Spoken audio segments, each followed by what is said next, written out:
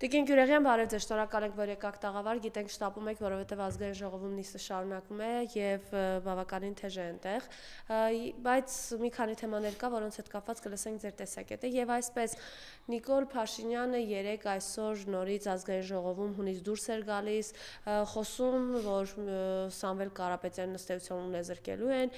խոսում էր միլիարդների թալանի մասին, այսօր նույն տոնայնությամբ գոռգոռում էր, որ արդարադատությունը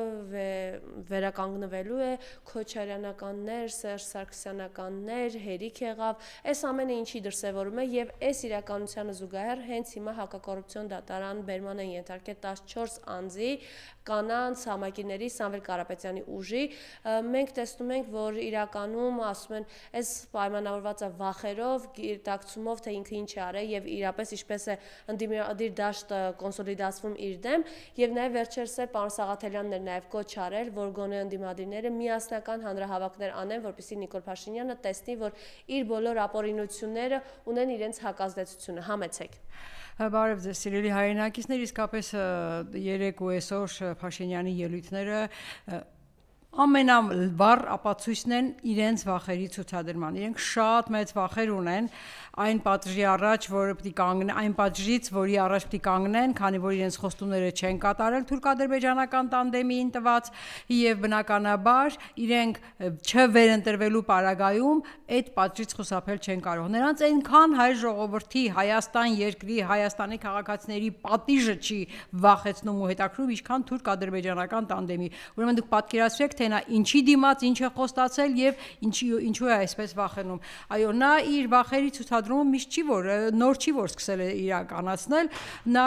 այն յուրաքանչյուր ուժը, որի վրա ինքը հարձակում է գործում, հենց այդ ուժը իր վախեր առաջացնող ուժն է դառնում։ Հարձակվեց ազգային պետականամետ ուժերի վրա Հայ հեղափոխական դաշնակցություն, Հայաստան դաշինք, ընդհանրապես ազգային կողմնորոշում ունեցող որևէ քաղաքական ուժ, որովհետև ազգային գաղափարախոսության վերացման խոստում է տվել ինքը Ալիևին եւ Էրդողանին։ Նա հարձակվեց անհատների վրա, ովքեր ազգային կողմնորոշում ունեն եւ ովքեր իզորու են իրենց շուրջ հավաքագրել մարդկանց եւ նրանց բերել բողոքի իրենից իշխանությունը խլելու, հեռացնելու եւ դա իրապես նա վախենում է Իգոր Սարգսյան, նա վախենում է Արթուր Սարգսյան տեսակներից, նա վախենում է Սամվել Կարապետյան տեսակից, մարդիկ ովքեր իզորու են իրենց շուրջ մարդ համախմբել եւ պայքար տանել իրեն իշխանությունից հեռացնելու համար։ Նա վախենում է հայ առաքելական Սուրբ եկեղեցուց, որովհետև եկեղեցին շատ կարևոր ուժ է այդ համախմբման գործում։ Նա հիմա արդեն հարձակվեց երիտասարդների վրա, հիշենք Դավիթ Մինասյանի գործը եւ գիտեք ինչ էր, փաստացիորեն, եթե կարդում ենք այդ գործը, Դավիթ Մինասյանին ձերբակալել էին, կալանավորել էին ինչու համար, որովհետև իրենց ասելով ուշադրություն, խաբթարել էր, խանգարել էր Նիկոլ Փաշինյանի քաղաքական գործունեությունը իրականացնելու։ Այսինքն Նիկոլ Փաշինյանը եկեղեցում պատարագի ժամանակ այդ ինչ քաղաքական գործունեություն պետք է իրականացներ եւ ինչ քաղաքական գործունեություն էր իրականացնում, որ հանկարծ երիտասարդ Դավիթը խանգարեց իրեն այդ գործունեությունը իրականացնելու։ Սա միայն ապացուցում է այն բանը, որ Նիկոլ Փաշինյանը եւ իր թիմը վախենում է երիտասարդներից, որովհետեւ շատ լավ տեսնում է, որ իր դեմ իրեն իշխանությունից հեռացնելու համար պայքարի առաջին շարքերում մեր երիտասարդությունն է։ Նա դրանից սարսափելի ձևով է վախենում, որովհետեւ երիտասարդությունը եթե ոտքի կանգնեց, ինքը այլևս իշխանություն չի դառնալու, ինքը այլևս չի վերընտրվելու եւ այլևս հնարավորություն չի ունենալու կատարել թուրք-ադրբեջանական տանդեմի հետագա մնացած պահանջները, որ դեռ չի կատարել։ Դեռ դա քիչ է, հիմա հարձակվեց հայ մայրերի, երիտասարդ մայրերի, նորածին երեխա ունեցող մայրերի վրա։ Ինչու? Որովհետև հայ մայրերը, հայ կանայք մեր ընտրողների 52 եւ ավելի տոկոսն են կազմում, բարձրագույն կրթություն ունեցողների 62 եւ ավելի տոկոսն են կազմում, այսինքն նրանք իրենց մեջ այնքան ներուժ ունեն, որ եթե իրենք որոշեն ու դուրս գան իրեն իշխանությունից հեռացնելու պայքարի առաջին շարքեր, ինքը հաստատ չի վերընտրվելու։ Եվ ես օգտվելով այս առիթից կոչ եմ անում հայ մայրերին, հայ կանանց, սիրելի մայրեր, սիրելի կանայք, վաղուց արդեն ժամանակն է այս ապազգային իշխանությանը հեռացնելու իշխանությունից։ Եթե մենք ուզում ենք մեր երեխաների համար անվտանգ երկիր ունենալ, եթե մենք ուզում ենք մեր երեխաների համար բարեկեցիկ կյանք ունենալ, եթե մենք ուզում ենք մեր երեխաների համար ինքնիշխան պետություն թողնել, ուրեմն մենք պետք է հեռացնենք այս պետականական ազգային դավաճան այս ուժերին, որովհետև հակառակ պարագայում մենք Հայաստանի Հանրապետություն չենք ունենա, կունենանք թուրքական ինչ-որ վիլայետ, մենք ինքնիշխան պետություն չենք ունենա, կունենանք թուրքահպատակ մի ինչ-որ ղեկավարությամբ երկիր, մենք մեր սեփական սահմանադրությունը չենք ունենա, մենք ունենանք թուրք-ադրբեջանական տանդեմի թելադրած սահմանադրությունը եւ այլն եւ այս մարդիկ հպարտանում են կառավարության նիստը լսում եմ ինչ է ասում նիստում այս դարակազմիկ նախադասություններ են հնչեցնում ասում է այո, մենք եթե 21 թվականի ընտրությունների ժամանակ չէինք խոսում այս ամենի մասին, որովհետև այն ժամանակ իրավիճակը այլ էր։ Հիմա մենք պարտավոր ենք խոսել այս ամենի մասին, սահմանադրություն փոխելու մասին, Արցախը Ադրբեջանի կազմում լինելու մասին, Արցախահայերի վերադարձի պահանջից հրաժարվելու մասին, ցեղասպանության գործընթացի շարունակականությունը իրականացնելու հրաժարվելու մասին, որովհետև մենք ունենք կարևոր ձեռքբերում եւ այդ ձեռքբերումը պետք է ամեն գնով պաշտպանենք։ Դուք աշխարհում ճանաչում եք մի երկիր, մի իշխանություն, ով երկու պետություններից մեկը թշնամուն թուրք-ադրբեջանական հանձնումը համարի ձեռքբերում։ Դուք աշխարհում ճանաչում եք որևէ մեկ իշխանություն, ով 5000 զոհի, 5000-ից ավել զոհերի, երիտասարդների զոհերի կյանքի գնով, հա, իրենց իշխանությունը ստացած ու ձեռքը բերած ու հետո պահպանել ցանկացող իշխանությունը այդ ամենը համարի ձեռք բերում երբ որ արդեն Հայաստանի սահմաններում ադրբեջանական զորքը հիմնավորվել է քիչ է եւ կամաց առանց որևէ պայքարի առաջ է գնում գլխավոր շատ ավելի կարեւոր դիրքեր է գրավում դուք այդպիսի կառավարություն երկիր ճանաչում եք որ նման քայլերը նման իրողությունները համարի այդ երկրի ձեռք բերում դա Եթե դա այդպես է նշանակում է իրենց հայրենիքը Հայաստանը չի եւ այդ ձեռքբերումները Ադրբեջանի ձեռքբերումներն են այսինքն իրենք Ադրբեջանի ձեռքբերումները համարում են իրենց ձեռքբերում ուրեմն ինչ ուրեմն իրենք թուրք-ադրբեջանական տանդեմի ներկայացուցիչներ են նրանց դեսպաններն են Հայաստանում եւ հետևաբար նաև իրենց հայրենիքը Հայաստանը չէ եւ սիրելի մայրեր եթե մենք ուզում ենք որ մեր երեխաները մեր երկրում ապրեն ու չարտագաղթեն եթե մենք ուզում ենք որ վաղը մյուս օրը մեր միայնակ թոշակառուի կարգավիճակ չունենանք ուրեմն մենք պետք է ամեն ինչ անենք որ այս իշխանությունները հեռացվեն իշխանությունից եւ ես այսօր կուզեի նաև խոսել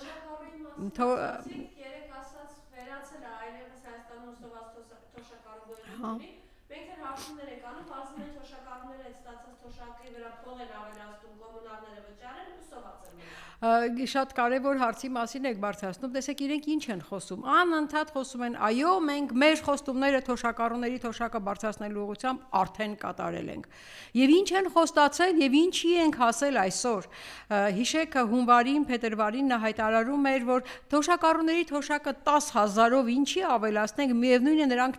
չգիտեն թե ինչպես կարող են ծախսել այդ 10000-ը։ Եվ ասում էր 63-64 տարեկան է ինչ թոշակառու, դե գնացեք բիզնեսով զբաղվեք, դուք կարող եք բիզնեսով զբաղվել։ Հիմա ապրիլին հանկարծ հասկացավ, որ այդ 10000 դրամի թոշակի բարձրացումը անհրաժեշտություն է, որովհետև ընտրակեղծիքի գաղափարը, որովհետև նա պետք է թոշակառուներին ընտրակաշարք տար, չէ՞, վերջը ընտրություններ են, իսկ թոշակառուները իրապես դեմ են իրեն այս վարած քաղաքականությանը։ Եվ հիմա էլ երեք արդեն հայտարարում է, ասում է, այ հիմա մենք տեսեք 10000-ը բարձրացրել ենք թոշակառուի եւ ելի շարունակում է այն միտքը, որ թոշակառուն փաստացիորեն իրոք չգիտի ինչպես ծախսի այդ 10000, ասում է դե լավ, դե բիզնես չեք ունում, անել 5 անգամ գնացեք, Կիպրոս եկեք, այ այս 5 լավ թոշակառուին ում տեղն ես դրել, թոշակառուին ինչու ես այդ անհասկացողի տեղ դրել, անհասկացողը դու ես, որ փորձում ես քո տեսակով թոշակառուներին նման հիմար մտքեր հայտարարել։ Այսինքն թոշակառուն չի հասկանում, հա, այդ 10000-ի իրական հիմնական նպատակը որն է, թոշակառուն չի հասկանում, որ դա ընտրակաշարք է, եւ չմոռանանք, որ այդ թոշակի ավելացման մասին խոսեցին ընդամենը արդեն փետրվարից եւ մինչեւ ապրիլի 1-ը թոշակի 10,000 բարձրացումը եղավ, փետրվար, մարտ, ապրիլ ամիսներին իրենց իսկ կողմից այսպես աջակցություն ստացող մեծ գործատուները, գործարարները ինչ արեցին, գնաճ ապահովեցին երկրում եւ նրանք փաստորեն այդ 10,000-ին կրկնապատկող եռապատկող ավելումով գնաճ ապահովեցին այս երկրում եւ հիմա թոշակառուն այն 10,000-ը որ ստանում է իրականում մի բան էլ ավել դինի որ այդ գնաճը ծածկվի հայտարարում են, որ իրենք իրենց բոլոր խոստումները կատարել են։ Սիրելի քաղաքացիներ, սիրելի թոշակառուներ, նրանք ձեզնից քվե խնդրելիս խոստացել էին ձեզ, որ իրենք միջին կենսաթոշակը պետք է հասցնեն նվազագույն սպառողական զամբյուղին։ Հիմա եկեք հասկանանք, ինչքան է այսօր երկրում նվազագույն սպառողական զամբյուղը։ Իրենք հայտարարում են 65-67,000 ինչ-որ մի բան եւ ասում են, այ մենք հասցրել ենք, որովհետեւ միջին թոշակը 49,000 էր, գումարեցինք 10,000, ստացանք 59,000 եւ հետ վճարի արդյունքում միջինում 4,100 էլ հետ է գալիս 63,000։ Այ մենք հասցրել ենք նվազագույն սպառողական զամբյուղին։ Իրականում սիրելի հայրենակիցներ, կա նվազագույն սպառողական թոշակի հաշվարկման երկու մեթոդաբանություն եւ համաշխարհային բանկի մեթոդաբանություն եւ առողջապահության նախարարության մեթոդաբանություն։ Պարզվում է, որ այս մարդիկ այնտեղ որտեղ պետք է իրենց առողջապահության նախարարությանը այսպես գովերքում են, իսկ այնտեղ որտեղ պետք չէ, չեն էլ հաշվի առնում նրանց կարծիքի, իսկ առողջապահության նախարարության մեթոդաբանությամբ նվազագույն կենսաթոշակը այսօր սպառողական կենսաթոշակը այսօր չէ 25 թվականի հոկտեմբերի դրությամբ, հիմա այս վերջինը չեն էլ ներկայացրել, 82,000 է, դե հիմա հաշվեք 63,000-ը ուր, 82,000-ը ուր, եւ ինչքան կարելի է, ասենք դուք թվերը հնչեցրեցիք, բայց թոշակառուն ինքը այդ գումարով մտնում է շուկա, մտնում է խանութ, ինքը տեսնում է, չէ՞։ Ինքը ունի այդ 82,000-ին համարժեք գնողունակություն թե ոչ։ Հետ վճարից եք խոսում, բա այդ դեպքում կոմունալներից, հələ այդ 60,000-ից հանեք կոմունալները, տեսեք տակը ինչ մնաց։ Հանեք գնաճը, տեսեք տակը ինչ մնաց, թոշակը ավելացել է թե պակասել է։ Սա մի բան է, որը ապացուցում է, որ այս մարդիկ ընդհանրապես թոշակառուներին դիտարկում են որպես միայն իրենց ընտրողներ, իրենց վերարտադրության համար հնարավոր գործիքներ եւ ընդհանրապես, եթե հակառակ պարագայում առնվազն նման ստեր չէին հնչեցնի։ Հայտարարում են, որ գիտեք, մենք բացի այդ ապահովագրության համակարգով այդ թոշակառուներին անվճար դեղորայք ենք տրամադրում եւ հետեւաբար թոշակը ավելացվում է եւ դրա համար իրենք առողջապահության նախարարության մեթոդաբանության թվերը չեն հնչեցնում։ Փաստացիորեն ինչ է ստացվում, նրանք թոշակը քիչ են տալիս մարդուն եւ արդյունքում թոշակառուն ապրում է կիսասոված, կիսատակ տներում եւ հետեւաբար նաեւ լուրջ հիվանդությունների ձեռքբերման առաջ է կանգնում եւ ասում է դե ոչինչ թոշակառու դու հիվանդացի, դու կիսասոված ապրի, դու կիսատակ տներում ապրի, դու հիվանդացի, այ հենց հիվանդանաս ապահովագրությունով մենք քեզ կբուժենք։ Փաստացիորեն սա սոցիալական քաղաքականություն է, թե մարդկանց կախյալ վիճակում պահելու քաղաքականություն, մարդկանց իրենց անընդհատ պոտենցիալ ընտրող դարձնելու քաղաքականություն։ Իհարկե, իրենց վերարտադրությունը ապահովելու քաղաքականություն է սա։ Ավելի լավ չէր լինի, որ դուք թոշակը դարձնեիք այնքան ինչքան սպառողական զամբյուղն է թելադրում, նվազագույն սպառողական զամբյուղը, այդ մարդը կիսասոված չապրեր, այդ մարդը մի քիչ տաք տանը ապրեր եւ հետեւաբար նաեւ քիչ հիվանդանար եւ ապահովագրության համակարգում քիչ բուժվելու, քիչ աջակցության կարիք ունենար։ Որն է ավելի ճշմարիտը, սիրելի քաղաքացիներ, որն է ավելի սոցիալականը, սիրելի քաղաքացիներ, իրենք դա չեն ուզում, իրենք շատ լավ հասկանում են դա, այնպես չի որ չեն հասկանում, բայց իրենց դա ձեռք չի տալիս, որովհետև կիսասոված մարդը շատ ավելի կանխատեսելի է եւ շատ ավելի կառավարելի է եւ շատ ավելի հեշտությամբ կգնա իրեն հիվանդ վիճակում դեղ տվող մարդուն ընտրելու, քան թե եթե ինքը կիսասոված չէ, եթե ինքը նորմալ է, միջին մակարդակում կամ նվազագույն առաջին անհրաժեշտություն ունեցող մակարդակում ապրում է եւ չի հիվանդանում եւ այդ հիվանդության համար դեղ չի ստանում եւ ինքնուրույն է որոշում ում գնալ ընտրել։ Սա իրենց վարած քաղաքականությունն է։ Մյուս հաջորդ խոստումը, սիրելի քաղաքացիներ, սոցիալական քաղաքականության մեջ, որի մասին ես կուզեի խոսել, նվազագույն աշխատավարձի բարձրացումներ, իրենց խոստումը, որ նվազագույն աշխատավարձը 75,000-ից պետք է դարձնեին ոչ թե 75,000, այլ 85,000։ Իսկ այսօր մեր նվազագույն աշխատավարձը մեր երկրում 75,000 է եւ իրենք հայտարարում են, բայց 75,000 ստացողները շատ քիչ են, իրականում մեր երկրում միջին աշխատավարձը 300-ից 350,000 է։ Ես ուզում եմ բերել, սիրելի հայրենակիցներ, այն թվերը, որոնք ես պահանջել եւ ստացել եմ ՊԵԿ-ից եւ ըստ էության մենք այսօր ունենք 876,000 աշխատող, որից հենց նվազագույն 75,000 ստացողների թիվը 125,000 է։ Այսինքն այս 125,000-ը ըստ էության այս սպառողական նվազագույն զամբյուղի չափ փող չի ստանում։ Այս 125,000-ը աշխատող աղքատն է, որը աղքատության շեմին է, աղքատության միջակայքում է 125,000 աշխատող ունենք, ովքեր նվազագույն սպառողական զամբյուղը չեն ապահովում։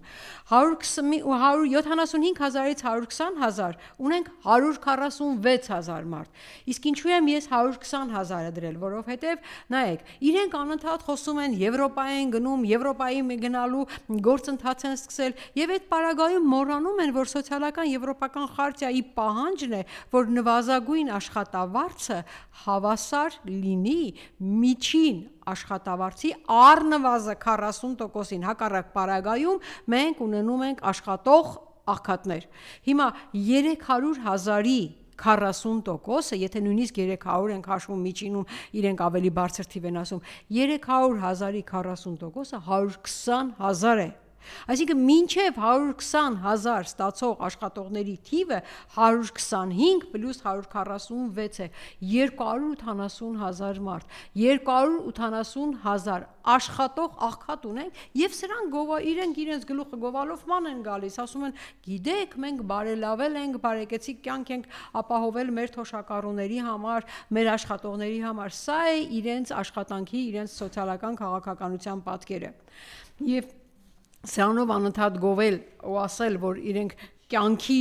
պայմանները, կյանքի որակը բարելավել են, դա ընդամենը փուչիկ է։ Եվ ես հաջորդ բանը, որի մասին կուզեի խոսել, սիրելի քաղաքացիներ, էլի անընդհատ իմ կողմից հնչեցրած, իրենց կողմից գովերքվող, թմկահարվող մինչև 26 թվականը 300 դպրոց ծրագրի մասին է։ Տեսեք, կարևոր բան ծրագրի վերնագիրը մինչև 26 թվական։ Այդ նշանակում է մինչև 26 թվական, այսինքն հունվարի 1-ի դրությամբ արդեն 300 դպրոց պետք է իրենք կառուցած լինեին։ Քանի որ ես արդեն 2 տարի անընդմեջ, այսպես հետևողականորեն պնդում եմ, պահանջում եմ իրենցից այդ կառուցված դպրոցների ցանկը ինձ տրամադրել, քանակը ինձ տրամադրել, այսօր արդեն իրենք չեն կարող այդ 300 թիվը հնչեցնել, ասում են 300 դպրոցի ծրագրի շրջանակում ունենք 102 դպրոց, այո, ունեն 102 դպրոց կառուցած, որից 51-ը նոր կառուցված, իսկ այն մյուս 51-ը վերանորոգված։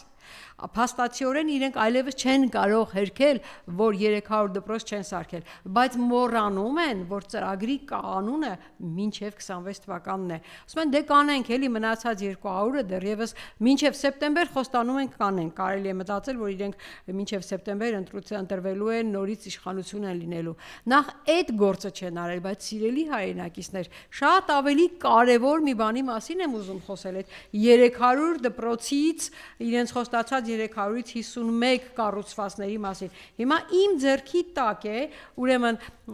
15 թվականի կառավարության կողմից հաստատված դպրոցների ցանկը, որոնք 15 թվականից Եվրասիական հիմնադրամի կողմից պետք է վարկերի միջոցով այդ դպրոցները կառուցվեին եւ 15 թվականից այդ դպրոցների կառուցման ծրագրերը իրականում սկսվել են եւ իրենք իրենց 300 դպրոցի ցանկը հաստատել են 23 թվականին եւ իմ ձեռքի տակ է մինչեւ 22 թվականի հոկտեմբերը այդ դպրոցների արդեն աշխատանքներն ավարտված շահագործման հանձնված դպրոցների ցանկը եւ գիտեք ինչ, Այն դպրոցները, որոնք 15 թվականի ցանկում եղել են, այն դպրոցները, որոնք այդ ծրագրով սարքվել են, այս մարդիկ շատ սիրուն իրանց վրա են կարել, հիմա մտցրել են 23 թվականի ծրագրի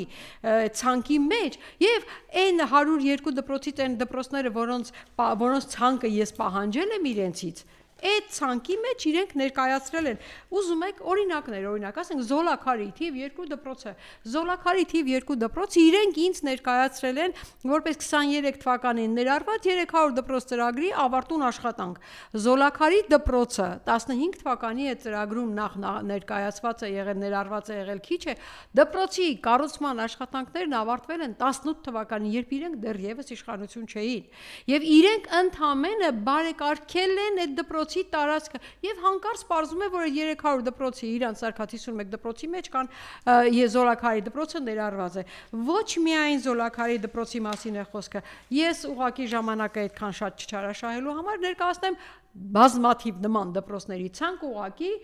եւ ոչ լրիվ։ Օրինակ Երևանի 42, 51, 135, 142, 143, Մանկավարժական համալսարանի հենակետային վարժարան, Սևանի Աբովյանի անվան, Վաղարշապատի թիվ 5, Գյումրու ակադեմիական վարժարան, Գորիսի Բակունցի դպրոց թիվ 1, Կապանի թիվ 7, ասում եմ, ել որն ասեմ, ել որը։ Փաստացիորեն այս շարքը շարունակելի է, ես ուղղակի ժամանակը չեմ ուզում շատ ծախսել։ Փաստացիորեն իրենք շատ հեշտությամբ նախկինների արածը իրանց վրա են վերցնում, նախկինների գործերն իրենց վրա են կարում, գովերքում են անընդհատ այդ աշխատանքը, բայց երբ որ պետք է նախկիններին քննադատում են, այդ նույն բանը, նույն պատկերն է, եկեք հիշենք, սուբվենցիոն ծրագրերի բնագավառում, այդ նույն պատկերն է համայնքների խոշորացման ծրագրի շուրջ, նրանք անընդհատ նախկիններին փնովում են, բայց նախկինների համայնքների խոշորացման ծրագիրը իրենց վրա են վերցրել եւ իրենք են ներկայացնում որպես իրենց ձեռքբերում, ել չեն ասում, որ 16 թվականին ընդունված այդ համայնքների խոշորացման ծրագիրը պետք է իրականացվեր պիլոտային սկզբունքով մինչև 21 թվական, որպեսզի այդ 5 տարիների ընթացքում 3 համայնքի մասին էր խոսքը, հիշեք, Մոտկորը, Դիլիջանը եւ Տաթևը։ Այս 3 խոշորացված համայնքներում պետք է պիլոտային ծրագիր իրականացվեր։ 21 թվականին այդ ծրագրի արդյունքում պետք է վերլուծություններ կատարվեին, հասկանային խոշորացման ծրագրի առավելությունները,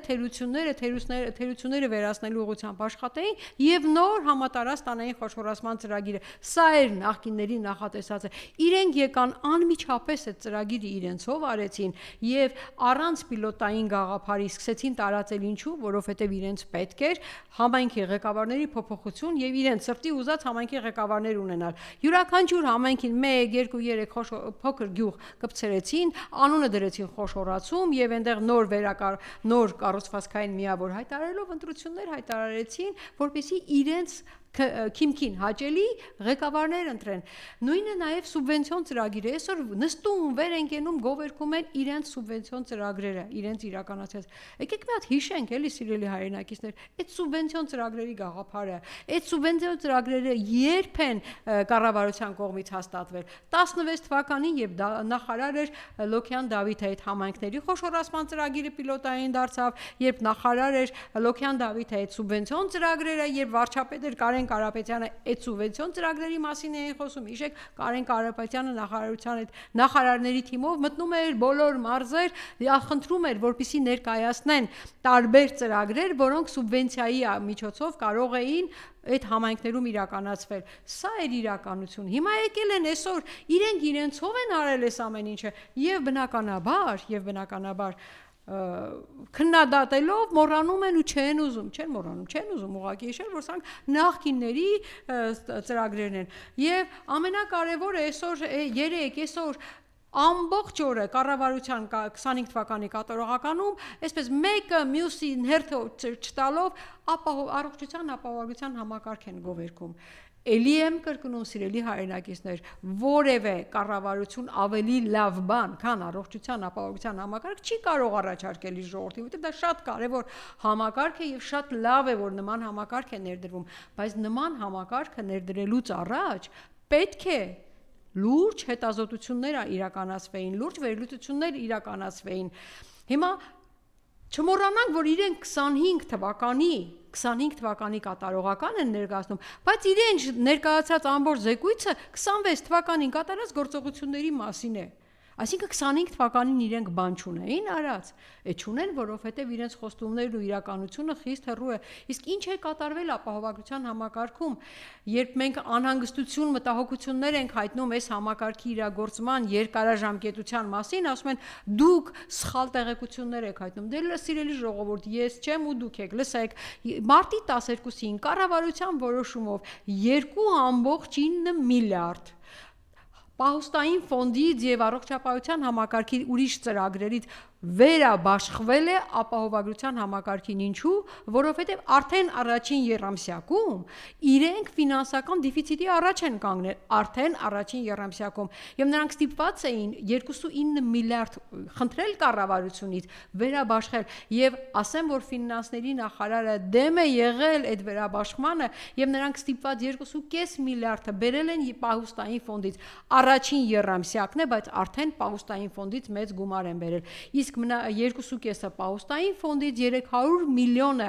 հանրային առողջության պահպանման ծրագրից եւ 100 միլիոնը դեղապահովման ծրագրից 3-րդ եւ 4-րդ եռամսյակների համար նախատեսված։ Այսինքն 3-րդ, 4-րդ եռամսյակներում հանրային առողջության պահպանման եւ դեղապահովման ծրագրերի համար հիմա բյուջեում ունենք 0 դրամ։ Այդ երկու եռամսյակների գումարը բերել են առողջության ապահովագրության համակարգի եւ ընդ որում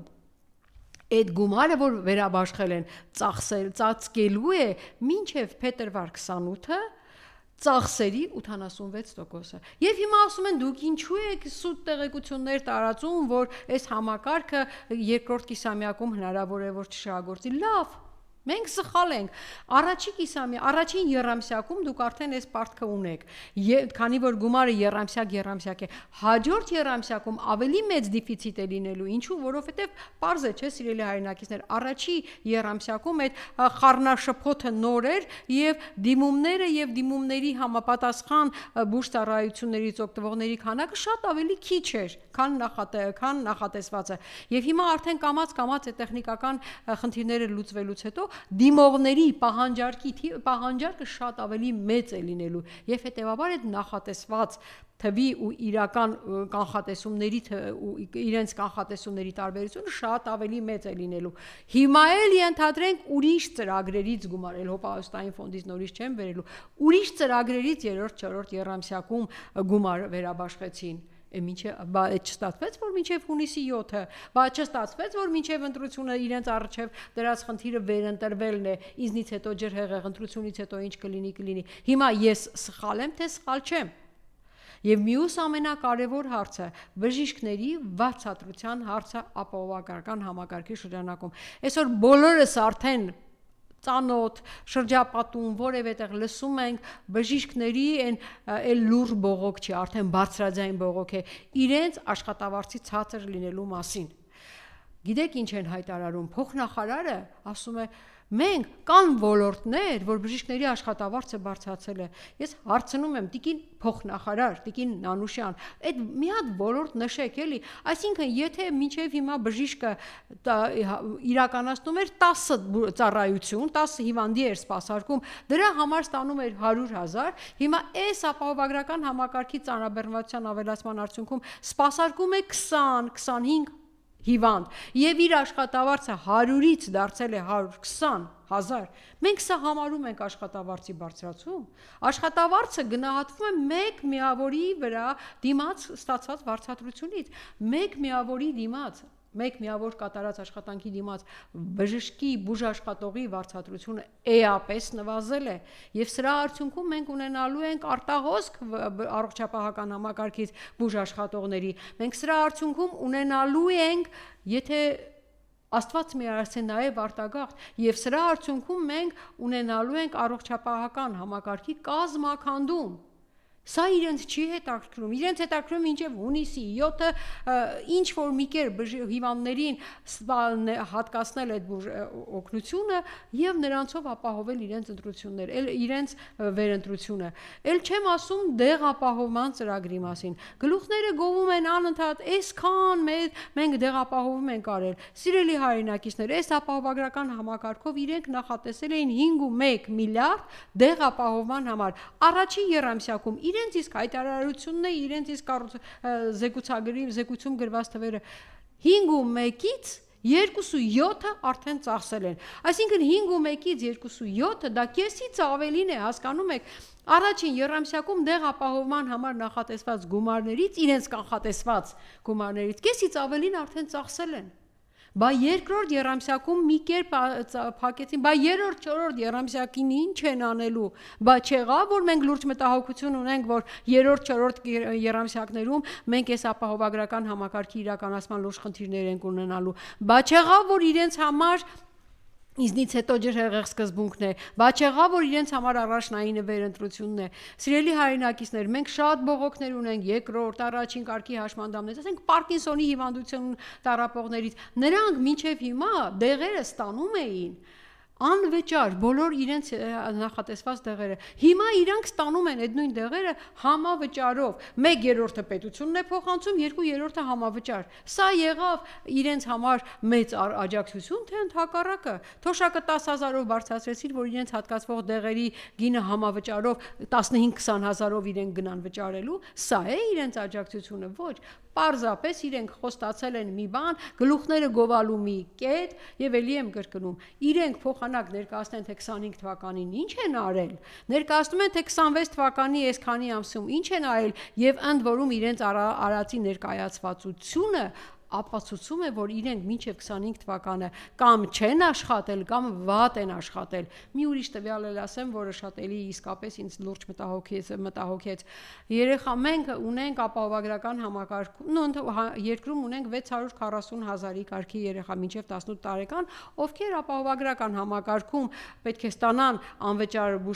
բուժօգնություն, ինչպես նաև նրանք մինչև այս համակարգն էլ նախատեսված, նախատեսված էր իրենց համար բուժօգնություն անվճար։ Եվ հիմա առաջին եռամսյակի իրենց ներկայացած տվյալներով 180,000 երեխա արդեն դիմել է ապահովագրական համակարգից օգտվելու։ Սա ինչ է նշանակում, սա նշանակում է, որ մեր երեխաների 28%-ը հիվանդ է, առողջության